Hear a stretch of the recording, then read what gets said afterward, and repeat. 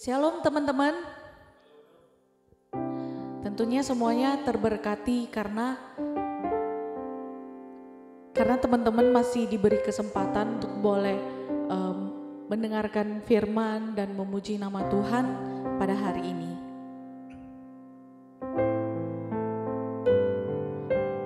Saya mengajak teman-teman yang online maupun yang onsite boleh bangkit berdiri. Kita ingin memuji nama Tuhan, kita ingin menyanyikan sebuah lagu, Nothing is Impossible. Bagi Tuhan tidak ada yang mustahil.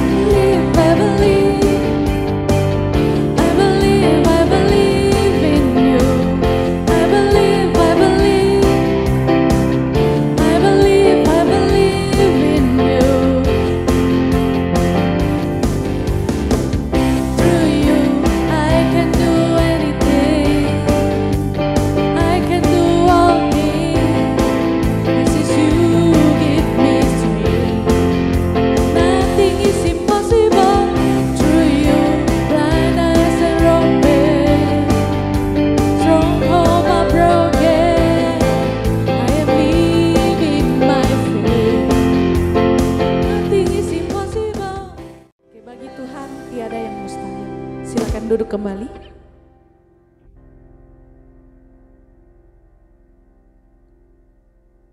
Kita harus percaya bahwa Tuhan adalah sandaran kita. Tuhan adalah satu-satunya yang dapat kita andalkan. Di dalam kehidupan kita, ketika kita mengalami pergumulan, ketika kita rasa harapan itu telah tiada, ingat Tuhan adalah satu-satunya yang dapat kita andalkan. Tuhan adalah Tuhan yang terbaik.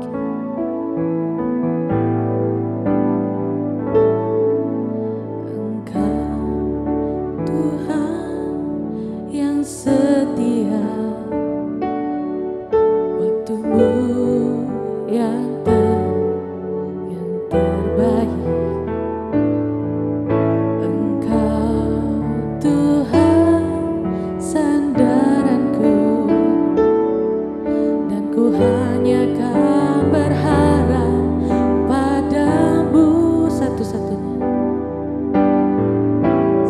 Satu-satunya yang kuandalkan.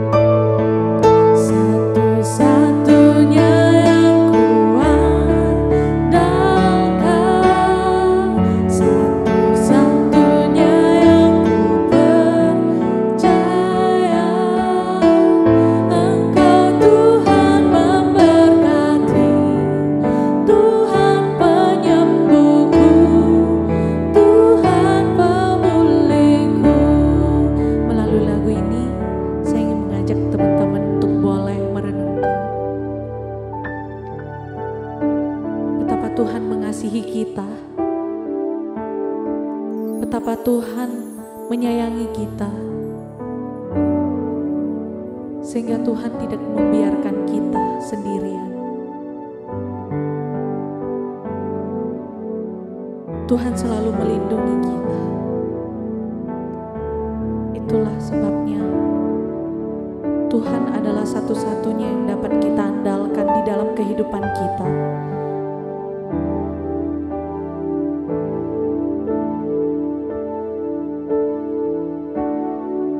Saya ingin sedikit sharing sama teman-teman, dimana ketika saya sedang bekerja di sebuah tempat, pada zaman itu mungkin gajinya masih sedikit gitu kan. Nah, sempat pernah ada kejadian di mana saya itu nggak bisa makan karena gajinya udah habis nih kan. Tapi saya percaya ketika kita berdoa sungguh-sungguh kepada Tuhan, Tuhan akan melindungi kita. Ketika kita mengandalkan Tuhan, pasti Tuhan akan menjawab doa kita. Ketika saya sungguh-sungguh berdoa sama Tuhan, dan di kata terakhir saya mengucapkan amin, mujizat itu ada.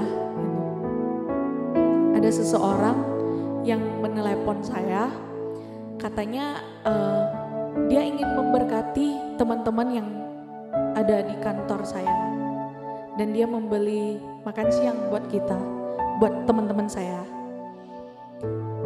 Mungkin ini adalah hal yang ya mungkin biasa aja gitu loh.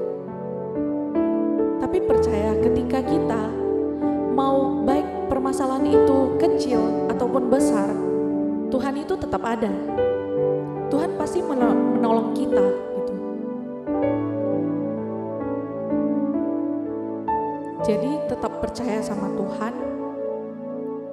karena Tuhan adalah pelindungan kita.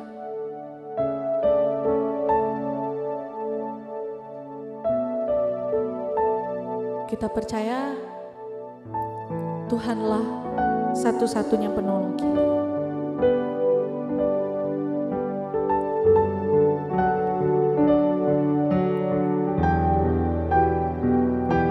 Terima kasih Tuhan atas kasih-Mu.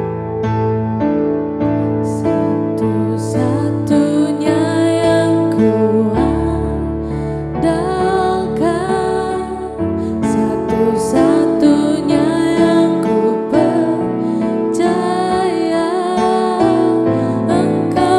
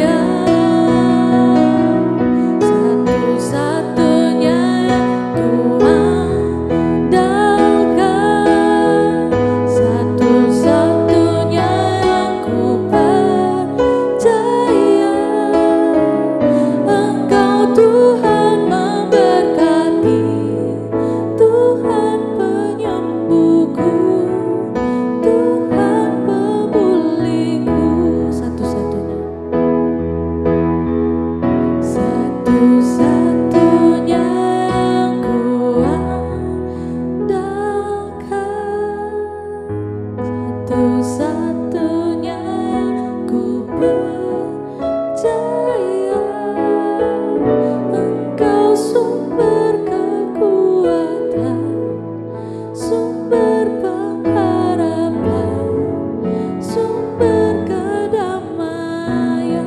Mari kita bangkit berdiri. Satu-satunya yang ku andalkan, satu-satunya yang ku percaya, Engkau Tuhan memberkati, Tuhan penyembuhku, Tuhan pemuliku. Engkau Tuhan memberkati, Engkau Tuhan memberkati, Tuhan penyembuhku, Tuhan pemuliku.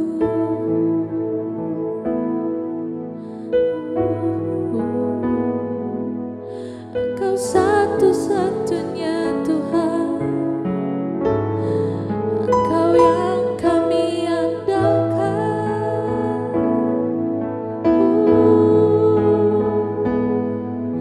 Kami percaya padamu Tuhan. Terima kasih Tuhan, karena kasih-Mu pada kita. Terima kasih Tuhan atas kasih-Mu. Terima kasih Tuhan untuk waktu yang telah Engkau berikan kepada kami, sehingga kami boleh datang ke tempat ini Tuhan. Bukan hanya semata-mata ingin dilihat orang untuk hadir di sini Tuhan, tapi ketika kita sadar akan pentingnya Tuhan di hidup kita, kita akan datang ke tempat ini untuk boleh bersatu hati, untuk boleh memuji nama Engkau Tuhan, dan untuk boleh mendengarkan firman Engkau juga Tuhan.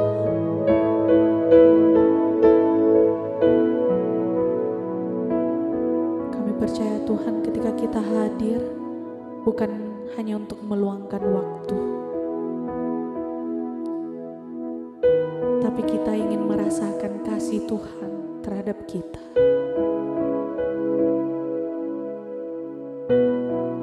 Kami percaya Tuhan, Tuhan yang ada di dalam hidup kita.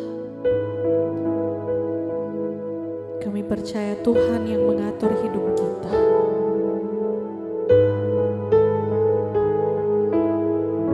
Terima kasih Tuhan, di dalam nama-Mu kami telah berdoa. Amin. Oke, sekali lagi shalom teman-teman. Shalom. Oke, masih semangat untuk memuji Tuhan ya. Oke. Ya, sekarang kita akan memuji nama Tuhan. Hatiku percaya. Tuhanlah kekuatan bagi kita. Siapapun tidak dapat menghancurkan kita.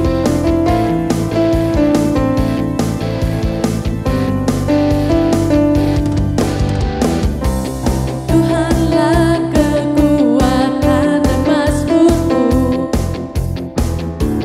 Dia gunung batu dan keselamatanku. Hanya padamu hatiku percaya. Telah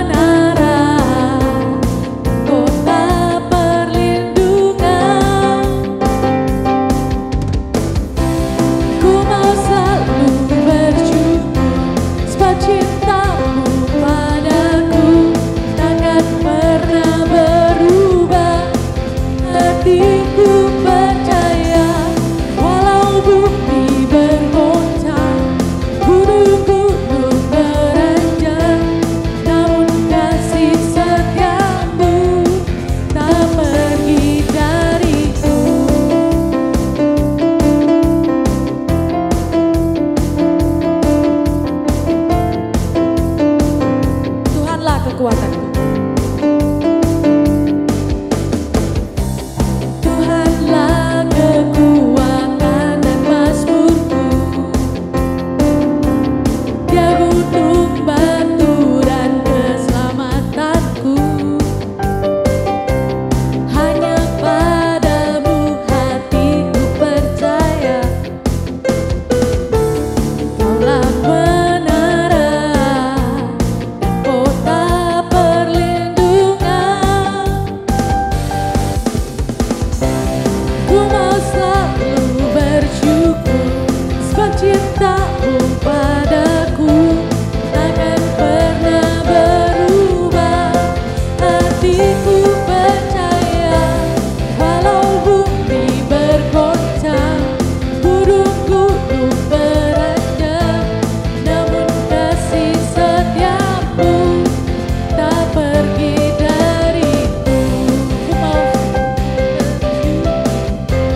sebab cintamu padaku takkan pernah berubah.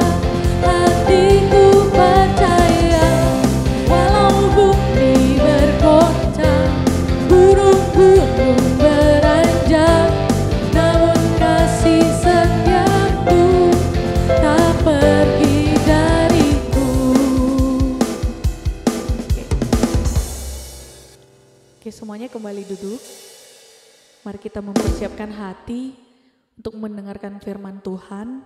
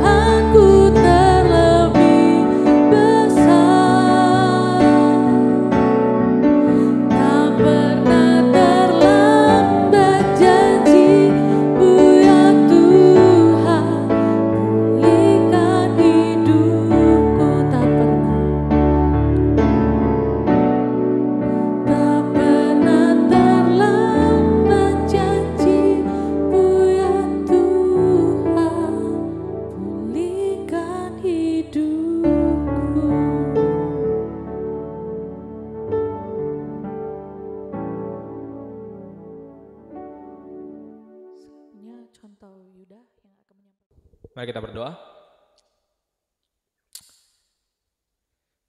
Ya Tuhan, kami bersyukur untuk kasih-Mu atas kami. Kami ada hari ini itu karena kekuatan Tuhan yang menopang kami. Kami ada hingga saat ini itu karena kemurahan Tuhan dalam hidup ini. Hidup yang masih Tuhan percayakan. Hari ini kami mau bersama-sama belajar dari firman-Mu. Tentang bagaimana kami ketika kami bergumul, ada Tuhan yang selalu bersama dengan kami. Sehingga kami boleh memenangkan pergumulan di dalam hidup kami. Tolong bantu kami untuk memahami, mengerti firman-Mu, dan juga hamba-Mu yang penuh dengan keterbatasan menyampaikan firman, biarlah Tuhan pakai. Biarlah setiap kami boleh menikmati firman-Mu dan kami boleh bertumbuh. Di dalam nama Yesus kami bersyukur dan berdoa. Amin. Shalom. Shalom. Di belakang shalom. Ya, hari ini kita akan bersama-sama merenungkan firman Tuhan tentang memenangkan pergumulan hidup. Kalau contoh bilang, setuju gak sih kalau misalnya setiap orang itu pernah mengalami pergumulan? Setiap orang pernah mengalami masalah. Pernah yang memiliki satu masalah yang mungkin berat begitu ya. Setuju ya, semua orang pernah mengalami. Dan mungkin teman-teman saat ini juga ketika datang beribadah juga mungkin ada yang membawa pergumulan itu. Siapa saja, termasuk saya sebagai pembina rohani begitu ya. Saya juga pernah mengalami namanya pergumulan dan itu susah sekali untuk dijalani.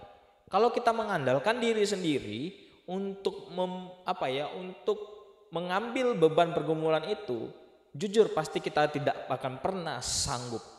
Nah, hari ini kita akan belajar dari firman Tuhan dari Roma pasal 7 ayat 15 sampai 25. Mari kita baca di dalam Roma pasal 7. Kita akan baca secara bergantian. Saya ayat 15, lalu teman-teman semua ayat 16 sampai ayat 25 kita baca bersama ya. Roma pasal 7 ayat 15 sampai 25. Secara bersama ya. Sebab apa yang aku perbuat aku tidak tahu, karena bukan apa yang aku kehendaki yang aku perbuat, tetapi apa yang aku benci itulah yang aku perbuat.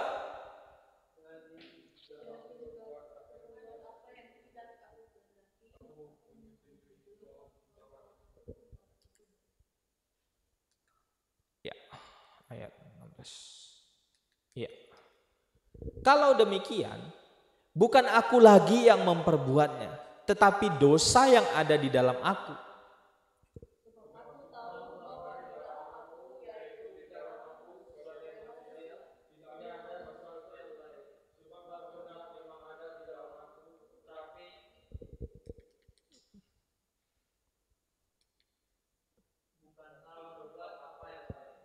Ya. Ya. Sebab bukan apa yang aku kehendaki yaitu yang baik yang aku perbuat, melainkan apa yang tidak aku kehendaki yaitu yang jahat yang aku perbuat.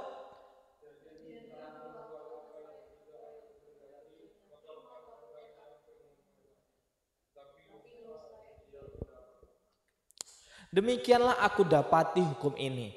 Jika aku menghendaki berbuat apa yang baik, yang jahat itu ada padaku.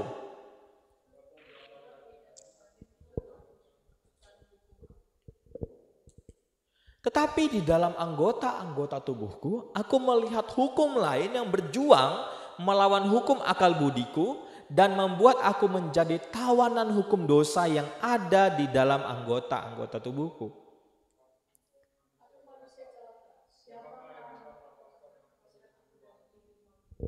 Ayat 25 bersama-sama.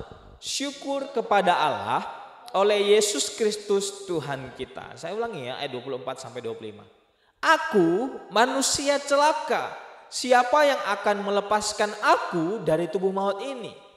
Syukur kepada Allah oleh siapa? Yesus Kristus Tuhan kita. Amin. Teman-teman yang terkasih, yang kita baca dalam Roma pasal 7 ini adalah tentang bagaimana Paulus itu sedang bergumul daripada melawan dosa.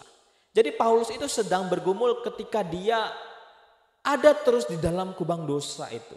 Paulus kita tahu dia adalah murid Tuhan Yesus. Bahkan hampir setengah begitu ya. Yang kita lihat di dalam Alkitab itu rata-rata surat daripada Paulus. Kurang suci apa dia? Kurang dekat apa dia sama Tuhan? Tetapi dia memiliki pergumulan di dalam melawan dosa. Nah teman-teman, yang membuat dirinya merenung terus bagaimana mengatasi pergumulan melawan dosa ini. Jadi dia pun sulit untuk melawan dosa. Padahal dia adalah murid Tuhan begitu ya. Bahkan dikatakan tadi ayat 24, aku manusia celaka, siapa yang akan melepaskan aku dari tubuh maut ini? Tapi syukur kepada Allah oleh Yesus Kristus Tuhan kita. Dia pun bergumul teman-teman. Nah kalau kita lihat, kita semua pernah bergumul ya. Saya simpulkan ada 3 hal yang sering membuat kita bergumul. Yang pertama, tentang keadaan yang tidak biasa atau memburuk. Contohnya sakit. Contohnya ekonomi yang baik jadi buruk begitu ya. Keadaan seringkali membuat kita bergumul dan bergumul. Seringkali dalam pergumulan kita adalah tentang keadaan di mana dulu sebelum Covid ekonomiku itu baik sekali. Aku jual ini dapat, aku bisnis ini dapat. Tapi semenjak Covid semua jadi susah. PPKM gak bisa, bonusku gak cair begitu ya. Keadaan yang harusnya baik jadi tidak biasa atau memburuk.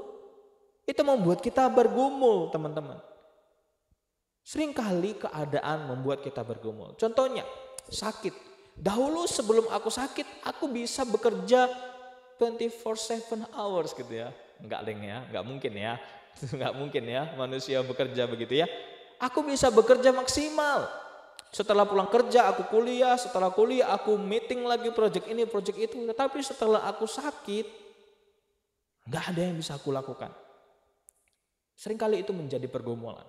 Contoh juga ada anak yang mengharapkan terus orang tua yang mapan begitu ya. Satu kali orang tuanya itu meninggal. Keadaan yang harusnya ditopang oleh orang tuanya meninggal, dia bergumul. Lah dulu ada mama papa yang bantu. Loh ada mama yang bantu, sekarang mama sudah meninggal. Keadaannya sudah tidak biasa, malah memburuk begitu ya. Seringkali yang menjadi pergumulan di dalam hidup kita adalah tentang keadaan. Setuju ya? Tentang keadaan.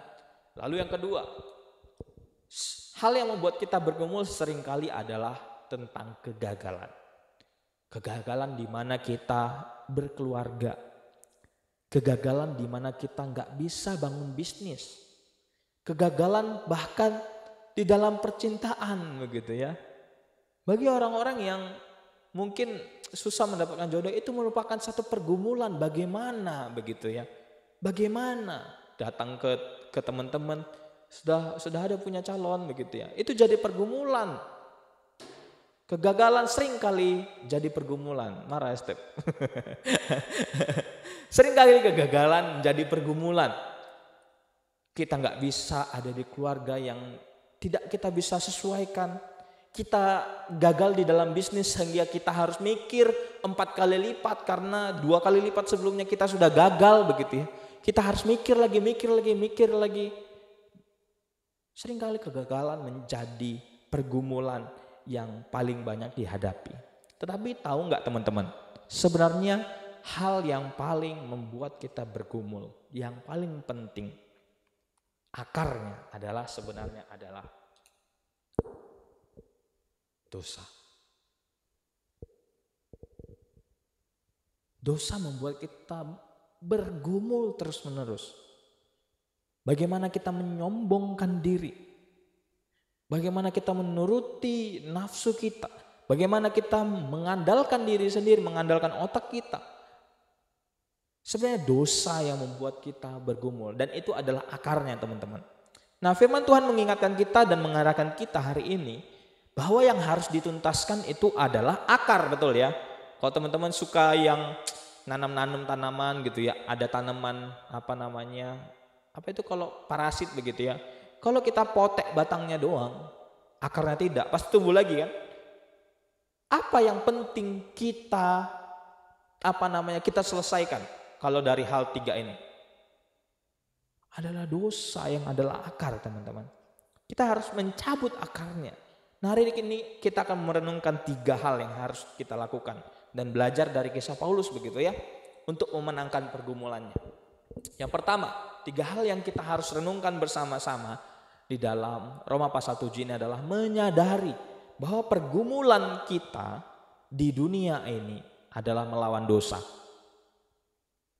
Pertandingan kita adalah kita memilih Tuhan atau memilih dosa. Padahal kita sudah ditebus, teman-teman. Kita harus menyadari bahwa pergumulan kita adalah melawan dosa. Kita orang percaya yang sudah ditebus oleh Tuhan Yesus, bukan berarti kita tidak bisa jatuh ke dalam dosa lagi. Bukan. Kita masih mampu berbuat dosa dan juga mampu untuk tidak berbuat dosa. Tapi realitanya apa? Sering dosa yang kita lakukan. Padahal kita udah tahu ini benernya begitu ya. Ini baiknya. Tapi realitanya yang kita lakukan selalu saja memihak kepada dosa. Sama seperti Paulus kalau kita baca tadi kisahnya. Yang aku tahu ini baik, malah bukan ini yang aku perbuat, tapi yang jahat. Bayangin, Paulus murid Tuhan Yesus. Paulus orang yang dipakai Tuhan luar biasa untuk memberitakan Injil. Dia juga bergumul melawan dosa, teman-teman. Paulus pun merasakannya bahwa dosa selalu lebih memikat, begitu ya, kayak laki-laki terpikat oleh satu perempuan begitu ya.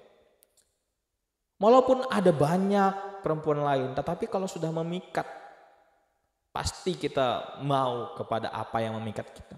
Dosa selalu memikat kita untuk kembali kepadanya karena kita sudah ditebus. Iblis tidak pernah tinggal diam ketika kita sudah ditebus.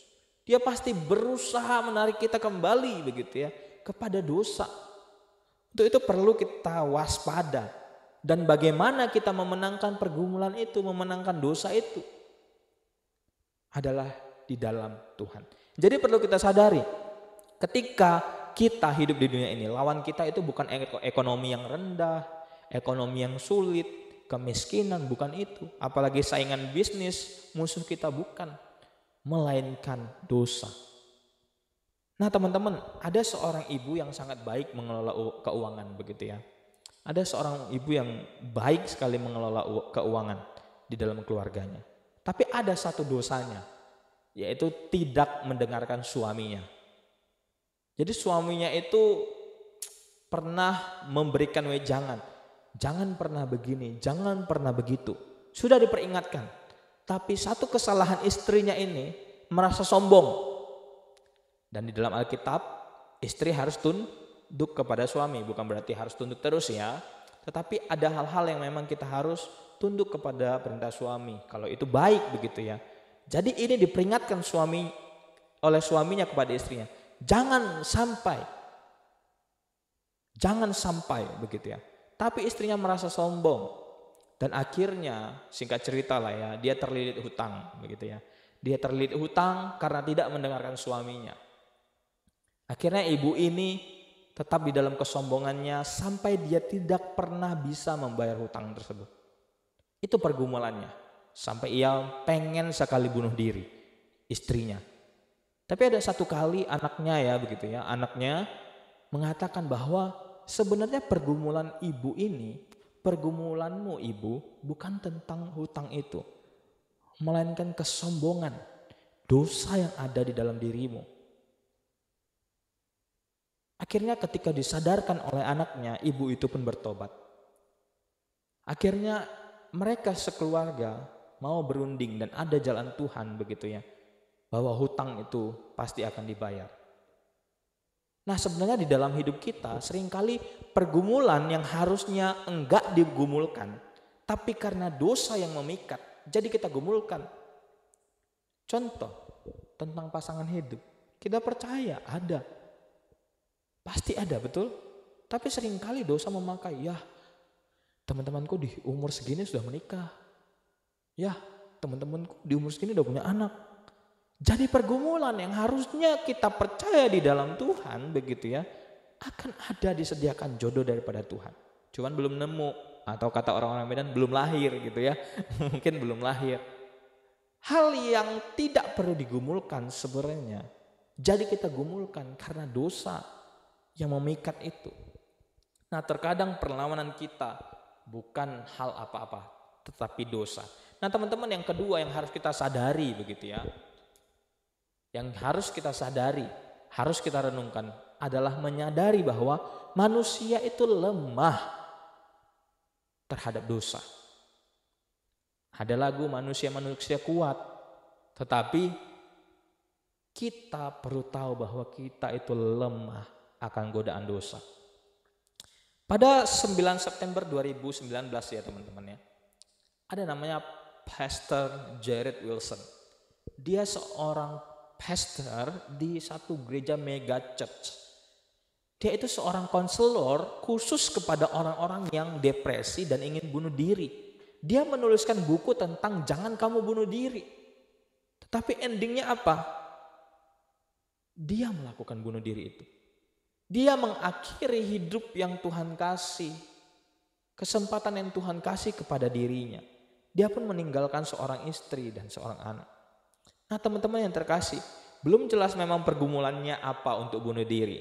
Tetapi di akhir hidupnya, dia malah memilih melakukan dosa, mengakhiri hidup yang Tuhan berikan kepadanya. Tetapi di akhir hidupnya, dia memutuskan, itu sangat disayangkan. Dari kisahnya teman-teman, kita bisa belajar bahwa siapa saja pasti memiliki pergumulan. Bahkan hamba Tuhan, setuju? Kita semua punya pergumulan, mungkin berat. Tetapi kita perlu tahu bahwa kita adalah orang yang lemah akan godaan dosa. Paulus juga di dalam kisah yang kita baca, di dalam teks yang kita baca begitu ya, adalah manusia yang lemah melawan dosa. Dia tahu dan sadar bahwa ada nih hukum Taurat yang baik yang harus aku lakukan. Tetapi ketika dia mengandalkan kekuatannya, hukum Taurat itu tidak pernah tuntas dilakukannya. Padahal kalau kita lihat Paulus begitu ya, dia adalah ahli Taurat pada saat itu. Bahkan di suratnya kepada jemaat yang lain dia dikatakan apa? Aku ketika melakukan hukum Taurat tidak bercacat celah loh. Tapi dia menyadari bahwa dia lemah. Gak akan sempurna tuh dia lakukan hukum Taurat.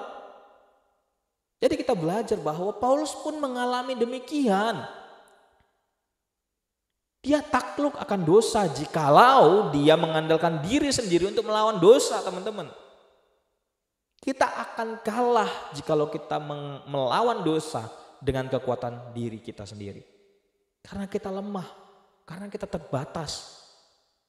Nah, dari poin 1 dan 2 kita boleh menyimpulkan bahwa manusia tidak pernah mengandalkan dirinya sendiri. Tidak pernah bisa mengandalkan dirinya sendiri. Tidak pernah bisa. Tidak pernah bisa. Sekuat apapun pergumulan kalau kita hadapi sendirian, pasti stres, setuju?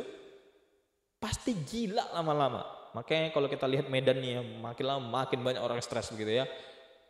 Jalan bawa singlet begini-begini, kadang bawa es krim begitu ya, kadang bawa air comberan begitu ya. Banyak sekali orang stres jikalau mengandalkan dirinya sendiri. Dan iblis tentu senang memakai pergumulan yang seharusnya kita tidak gumulkan. Tetapi apa yang membuat kita bergumul terus? Karena dosa. Karena dosa dan mengandalkan diri sendiri. Untuk itu penting bagi kita merenungkan poin yang terakhir ini, yaitu apa? Menyadari bahwa hanya dengan Yesus Kristus kita bisa memenangkan pergumulan. Paulus juga merasakan, dia berkata, aku manusia celaka di ayatnya 24. Aku manusia celaka cuy. Aku gak tahu dapat pertolongan dari mana. Ayat 25, tetapi syukur kepada Allah. Melalui Yesus Kristus Tuhan kita dapat dimenangkan oleh pergumulan. Amin. Kita bersyukur Allah sangat mengasihi bahkan mengerti keadaan kita manusia yang terbatas. Kita memiliki Allah yang penuh kasih sayang yang tidak terbatas kepada kita. Beberapa hari lalu saya diajak diskusi oleh beberapa pemuda tentang asuransi. Jadi istilahnya saya di prospek lah begitu ya. Katanya sih survei begitu ya. Akhirnya cuman diskusi tentang asuransi, lalu saya bawa kepada diskusi kepada iman begitu ya. Tentang pembicaraan tentang iman mereka. Mereka mempertanyakan, gimana menurut kamu, apakah kasih yang sungguh-sungguh itu ketika anak melakukan kesalahan itu ya udah kamu melakukan kesalahan, ya maafkan. Apakah lebih realistis orang yang seperti itu atau orang yang memberi hukuman? Saya rasa bagi kita anak-anak muda, hukuman tidak bisa menegur kita lagi. Udah gak mempan bagi kita itu, hukuman-hukuman itu. Gak takut kami, begitu kan? Gak takut. Tetapi syukur sama Tuhan. Tuhan mendidik kita gak demikian. Oh, kamu tahu, kamu sadar kamu salah. Oke, jangan berbuat dosa lagi. Sama seperti yang dilakukan oleh perempuan yang berzina. Kalau secara disiplin hukum Tauratnya begitu ya, dia harus dihukum mati, dilempari batu. Tapi apa yang dilakukan Tuhan Yesus? Sudah, pulang. Jangan berbuat dosa lagi. Menurut saya itu lebih menegur kita dengan pengampunan yang Tuhan beri. Nah teman-teman, apa yang dilakukan Yesus kepada kita? Bahkan dia rela mati bagi kita. Supaya apa? Supaya kamu dan aku ketika menghadapi dunia yang penuh dengan tipu-tipu ini, engkau bisa menang bersama dengan aku.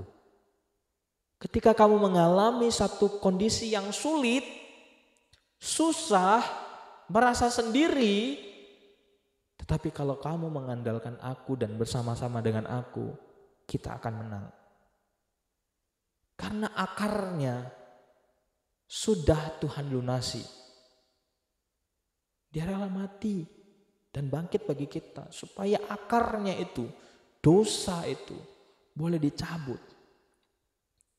Apalagi pergumulan-pergumulan tentang hidupmu, tentang materi lah, tentang kehidupan yang baik lah, itu kecil sama Tuhan. Dosa saja yang orang lain tidak bisa lakukan, penebusan itu orang biasa tidak bisa lakukan. Yesus sudah lakukan bagimu dan bagiku. Supaya apa? Supaya kita menang. Itulah kasih Yesus. Bisa saja kok dia berkata, ya kalian berbuat dosa, ya udah mati kalian semua. Mati, bisa. Tapi apa yang Tuhan lakukan?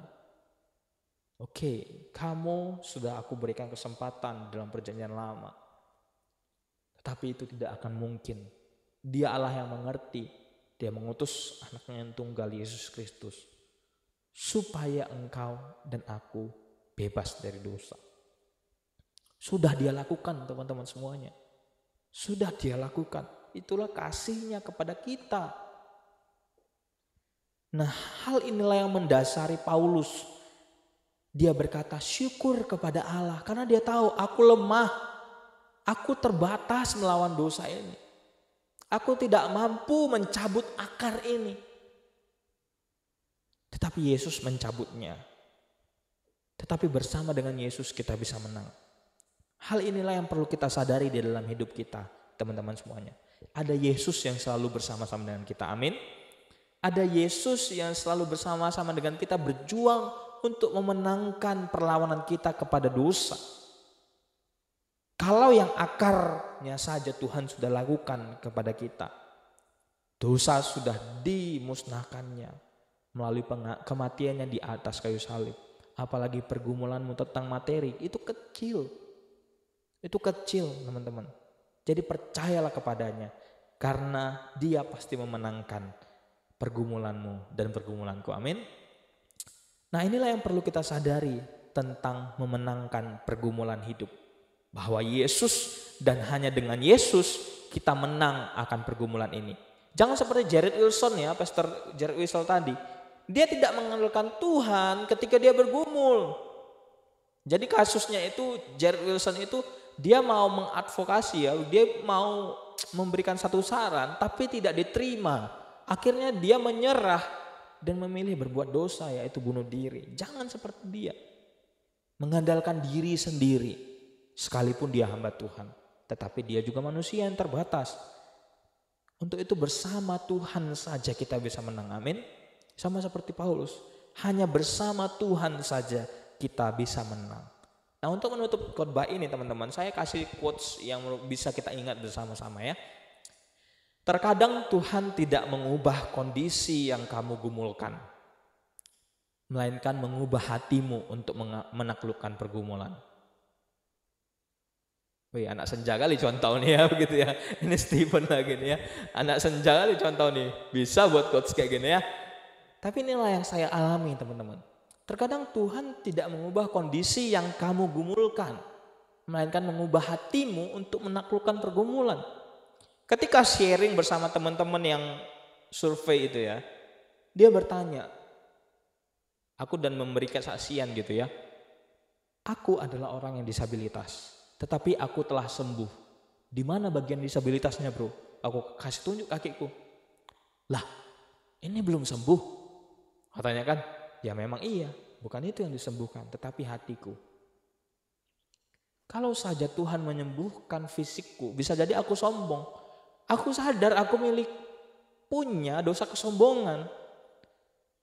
Bisa saja aku sok-sok ganteng gitu ya, ketika aku sembuh. Bisa. Tetapi bukan itu yang terpenting yang Tuhan lihat di dalam hatiku, di dalam diriku, tetapi hati yang diubahkan untuk menaklukkan pergumulan itu. Aku bisa melihat bahwa bukan jadi halangan lah aku seperti ini untuk melayani Tuhan. Bukan menutupi bakat-bakat yang Tuhan kasih lah, talenta-talenta yang Tuhan kasih. Tetapi hati yang bisa menaklukkan pergumulan itulah yang Tuhan ubahkan. Terkadang ada satu kesaksian ya. Ketika dia bergumul tentang gak punya uang. Seringkali ini jadi pergumulan kita kan, kondisi di mana gak punya uang. Dia berdoa sama Tuhan, Tuhan aku gak punya uang. Aku bergumul sekali untuk makan. Aku bergumul sekali. Padahal dia udah makan begitu ya. Tetapi apa yang Tuhan ubahkan? Bukan tiba-tiba dia dikasih Tuhan segepok uang 1 juta, bukan. Tetapi hati yang diubahkan oleh Tuhan. Gak tahu kenapa dia ketika jalan begitu ya, ketemu pengemis yang belum makan, ketemu orang yang makan di emperan sampah. Akhirnya dia merasa bahwa aku bersyukur. Hatinya yang diubahkan. Hatinya yang diubahkan. Terkadang kalau kita selalu diberikan pergumulan itu jalan keluar, kita jadi manja betul ya. Tapi yang Tuhan lakukan bukan demikian. Untuk mendidik kita, seringkali hati kita yang diubahkan untuk menaklukkan pergumulan di dalam hidup kita. Jadi bagian anak muda, ketika engkau sedang mengalami pergumulan yang berat begitu ya, tentang apapun itu, bahkan terhadap dosa, percayakan hidupmu sama Tuhan, sehingga engkau bisa menang di dalam Tuhan. Amin. Mari kita berdoa. Ya Tuhan, terima kasih kami boleh melihat firman-Mu yang begitu indah, mengingatkan kami bahwa kami adalah manusia yang lemah di dalam melawan dosa. Tolong kami untuk selalu mengandalkan Tuhan.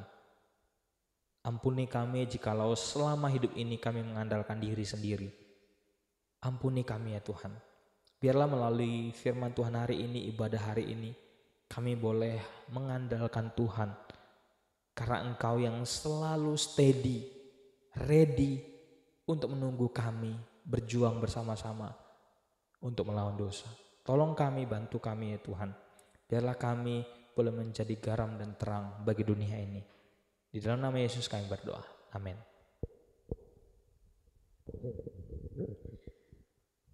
Thank you untuk contoh Yuda yang udah menyampaikan firman Tuhan. Tetap percaya Tuhan itu penolong kita. Oke, mari kita mempersiapkan hati untuk boleh persembahan. Kita nyanyikan lagu Hatiku Percaya.